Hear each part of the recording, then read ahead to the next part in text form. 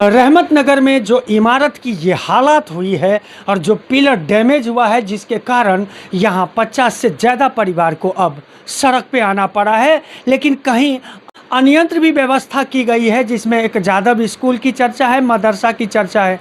इसी मुद्दे पे मेरे साथ में बातचीत करने के लिए है कांग्रेस के प्रवक्ता रवि भूषण जी। क्या कहेंगे ये जो हालात बन रही है अब वसई विरार शहर में, इस पे क्या कहना चाहेंगे आप? आपका अपना ही घर है, आज तक आप अच्छा से रह रहे उसमें, अचानक पता चलता है कि भाई अब उस घर की हालत ठीक नहीं है और अपनी जान बचाना है तो उस घर से बाहर निकलना पड़ेगा। तो सभी लोगों को घर छोड़ना पड़ा है इतनी बारिश में, तो बड़े दुख की बात है। अब सवाल ये उठता है कि अब इसका सॉल्यूशन कौन देगा? तो सॉल्यूशन तो वो देगा ना जो सत्ता में है, सॉल्यूशन तो वो देगा ना जिन्होंने जनता से वोट लिया है, और सॉल्यूशन तो वो देगा ना जो बड़ी बड़ी बातें करता, जो प्रधानमंत्री आवास योजना चलाता है। तो मैं सिंपल सा यही कहना चाहूँगा कि यहाँ पे 3R की पॉलिसी अपनानी चाहिए। सबसे पहले रजिस्टर करो किन किन का घर यहाँ से किन किन को आप हटा रहे हो, सुरक्षा की दृष्टि से किनको आप हटा रहे हो उनका रजिस्टर करो, उनको एक सर्टिफिकेट दो कि आज के दिन आपको यहाँ से हटाया गया। First R register, then relocate and then rehabilitation. उसके बाद तुरंत उन लोगों को रीलोकेट कीजिए, रीलोकेट करके सुरक्षित स्थान पे ले जाइए। और तीसरा काम है रिहेबिलिटेशन कीजिए। आप रिहेबिलिटेशन नहीं करते भारतीय जनता पार्टी के लोग, इसलिए हम लोग दुखी होते हैं। आपके पास शक्ति है, सामर्थ्य है, केंद्र की सरकार है, राज्य की सरकार है, लोकल में आपके लोग हैं, आप बड़े बड़े बिल्डर आपके जेब में हैं, लेकिन आप रिहेबिलिटेशन का नाम आता है तो आप भाग जाते हो। ये देश की जनता के पास फंडामेंटल राइट है, मौलिक अधिकार है, जीने का अधिकार। उसमें ये भी आता है कि सुरक्षित जीवन जीने का अधिकार। ये बच्चे यहाँ के भविष्य हैं, सुरक्षित जीवन जीने का इनको अधिकार है। आप कीजिए ना, प्रधानमंत्री आवास योजना का वेबसाइट पे जाइए, बड़ी बड़ी बातें लिखी है।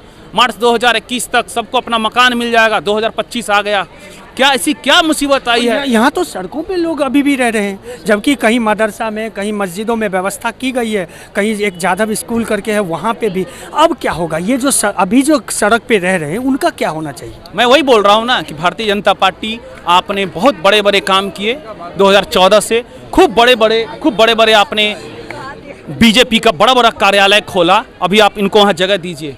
आप जनता के प्रति उत्तरदायी है। देश में जनतंत्र है, देश में लोकतंत्र है, रोटी कपड़ा और मकान एक बेसिक अधिकार है।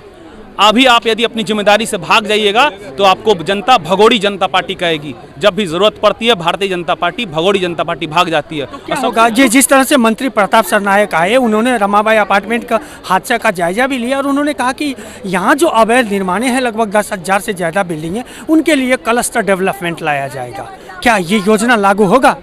तो देखिए, बड़ी बड़ी बातें करके चले गए पालक मंत्री साहब, लेकिन पालक मंत्री साहब अभी तक आपने ऐसा कुछ किया है 2014 से लेकर आज तक 11 साल में कुछ नहीं किया है ना। आप पॉलिसी बनाए हैं, उस पॉलिसी को एग्जीक्यूट करना है। और विपक्ष इतना आपको कोई रोक नहीं रहा, विपक्ष आपको सहयोग ही कर रहा, आगे भी सहयोग करेंगे हम लोग। लेकिन यहाँ पे आप 10,000 घर बनाइए ना। परसों का न्यूज़ है, उसमें हमारे पीयूष गोयल जी हैं जो केंद्रीय मंत्री, बोल रहे हैं कि भारत 10 लाख घर बनाएगा ऑस्ट्रेलिया में। बड़ा आश्चर्य हुआ देख के। कहीं इन लोगों की वहीं शिफ्टिंग की बात तो नहीं हो रही? नहीं ऐसी कोई नहीं, बिल्कुल। ये कटाक्ष है, ये शासन पे कटाक्ष होना चाहिए, क्योंकि जिस तरह से 4 बजे खाली कराया है यहाँ के लोगों को, महिलाएं रो के हमसे बात कर रही है। सर, आखिर उसको व्यवस्था कहाँ होगा रहने के लिए? तो पीयूष गोयल जी आप, पीयूष गोयल जी आप, हाँ, हम लोग जाएंगे किधर? हम लोग घर से बेघर है, हम लोग को छत की जगह पे छत चाहिए। सुन रहे हैं, ये मांग मांगी जा रही है। तो नेशनल ह्यूमन राइट कमीशन को तुरंत यहाँ पे ध्यान देना चाहिए।